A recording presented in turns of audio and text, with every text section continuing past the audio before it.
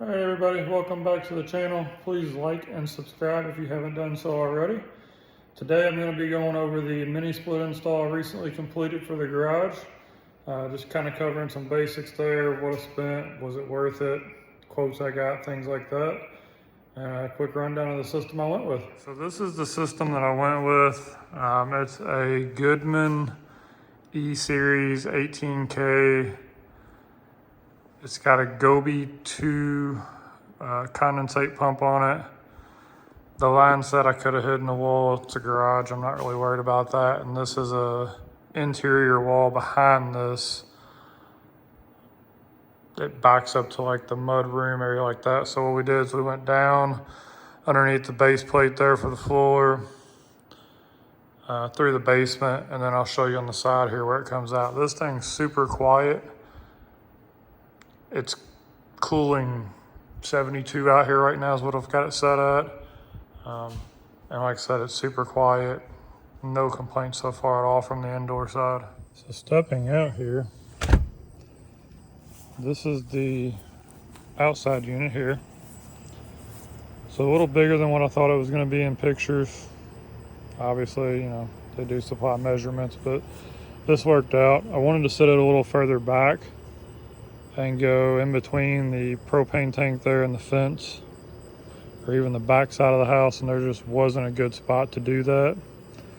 And if I would have went that way, I would have had to add refrigerant to it, which I was trying to avoid. This was one that was pre-charged for 33 foot is I believe what it was going back.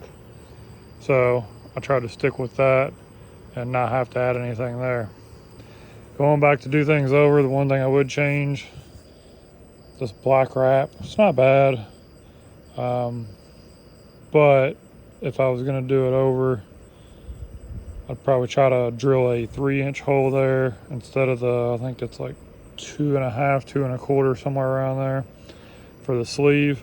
I'd just drill 3-inch and go PVC and have a little more space there to run those tighter to the wall, and then put a cover there and then dip over to the unit. But I'm perfectly happy with what I've got now. It's not going anywhere. I don't plan on moving for a while, so not an issue. All right, so stepping back inside, quick rundown on the remote on this. Pretty simple. It does have a swing mode. It's got an eco, auto. You've got a powerful button here, which gives it like a 20% increase or somewhere around that for 20 minutes, even if it's on full high. Timer, LED there. You can swing the louvers on it. I mean, most of this stuff's pretty simple, I'm sure, like any other unit.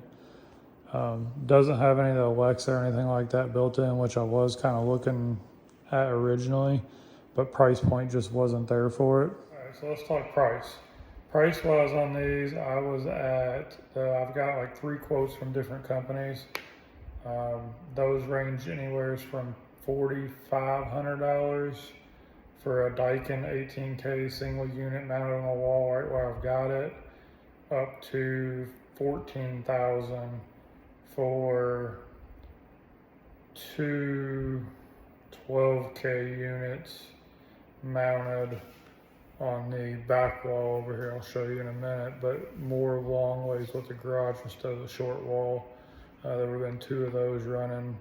And then there were some quotes in between. A couple of people wanted to put a like central system up in the attic, ducted system.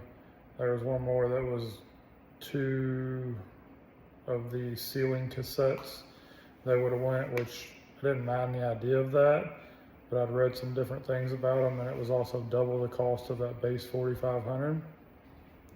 So anyways, rundown on numbers of what I've got in this setup. One, about a day and a half worth of time. I do have family that's an electrician, so I had them help with that part. That's not figured into the cost. But and truly, you could do this in a day after you've done one. They're simple to do. Mine was a little more than some, with running through under the baseboard, through the walls, instead of just going out an exterior wall and straight down. But anyways, number wise, this is the Goodman E-Series 18K. For the inside unit, the outside unit, the line cover, the 33 foot of line, the cord for front to back. Trying to think what else we got here. The mini split condensate pump that Goby 2, the 50 foot drain line just to be safe there on running out. All that together was about $1,150, give or take a couple there. But I feel like $1,150 is a little on the high side. I think it was like $1,137 to be exact. And then you add in, I already owned a vacuum pump, so if you want to add that in from like Harbor Freight, I don't know, what are they, $100 now if that, or you can rent one from somewheres. So Harbor Freight vacuum pump or rent one. And then I did buy a torque wrench off Amazon. And let me think what else here. I bought some of the flare tools, fittings like that. Didn't use any of those. I used a torque wrench, and that was $120 for a open-ended torque wrench that I could use and set it up. And I will say that's the one thing that I feel like did come in handy, because I would have never tightened those lines as tight as what it ended up going with. Anyways, that's the rundown on it. I'll give you one more shot of this, but I've been super happy with it. We'll see how long it lasts.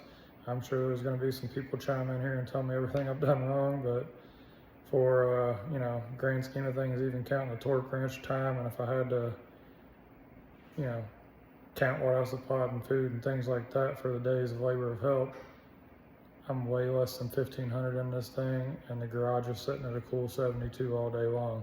So I'm going to call that a win if I get a year out of it. At that point, I can do it over and over and still come in cheaper. Anyways, like I said, be sure to like and subscribe, and stay tuned for the next one. Thanks.